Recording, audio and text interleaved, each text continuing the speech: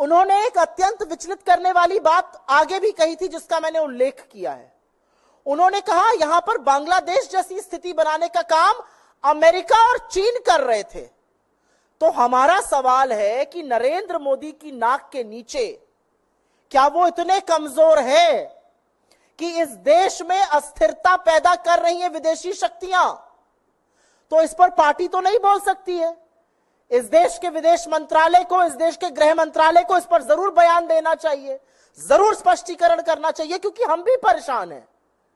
आपकी सांसद कह रही हैं कि हिंदुस्तान की सरजमी पर अस्थिरता पैदा करने का काम दो विदेशी ताकतें अमेरिका और चीन कर रहे हैं।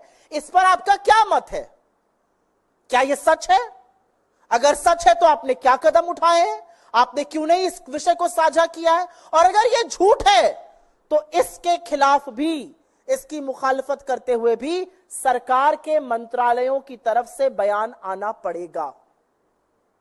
यह हल्के में नहीं ली जा सकती है बात। सत्तारूढ़ दल की एक सांसद कह रही है कि अमेरिका और चीन भारत में परिस्थितियां बिगाड़ने की, अशांति पैदा करने की, अस्थिरता पैदा करने की साजिश कर रहे थे।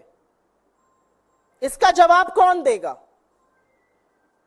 और एक बहुत बड़ी बात यह है कि तमाम ऐसे लोग हैं भारतीय जनता पार्टी में जो अपने आप को किसान नेता कहते हैं, वो क्यों चुप बैठे हैं? जो अपने आप को किसानों का हितकारी कहते हैं, अगर ये किसान बलात्कारी और हत्यारे थे तो ये विज्ञान भवन में बार बार मीटिंग क्या करते थे? अगर ये किसान इतने दुष्कर्मी थे तो इन किसानों के आगे नरेंद्र मोदी को घुटने टेककर नाक रगड़ के काले कानून वापस क्यों लेने पड़े?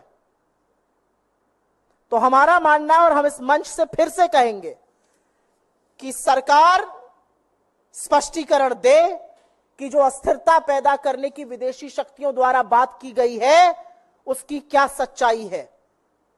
पार्टी पलड़ा नहीं झाड़ सकती है कहकर कि यह हमारी राय नहीं है। आपकी राय नहीं है तो जिसकी इतनी कुत्सित राय है उसको अपनी पार्टी से निकाल फेंकिए। मूल मुद्दा यह है, यह हम आपके सामने आके कहना चाहते थे।